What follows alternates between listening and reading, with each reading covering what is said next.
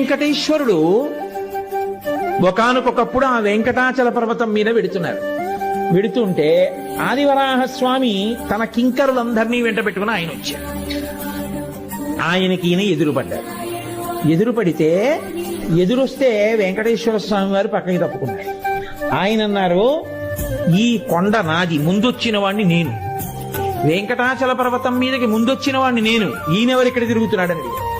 అంటే వెంకటేశ్వర స్వామి వారు ఆదివరాహస్వామికి ఎదురొచ్చి అన్నారు, కలియుగంలో ప్రజల్ని పాపం నుంచి ఉద్ధరించడం కోసమని నేనే, మీరు ఒక్కటైనటువంటి స్వరూపంలోంచి నేను ఇక్కడ ఆవిర్భవించాను. కాబట్టి కలియుగం అయిపోయేంత వరకు నేను ఇక్కడుండి భక్తులను ఉద్ధరించాలి. కాబట్టి నాకేదైనా స్థలం ఇవ్వండి అన్నారు.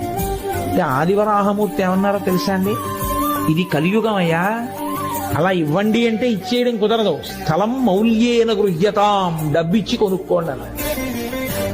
అంటే వెంకటేశ్వర స్వామి వారు అన్నారు, ఇద్దును, లక్ష్మి దగ్గర లేదు, కరవీరపురంలో. కాబట్టి ఏమిమ్మంటారు, ఎలా ఇమ్మంటారు? అందుకని నేను నీకు ఒక వరం ఇస్తాను, ఆ వరాన్నే ద్రవ్యంగా స్వీకరించండి.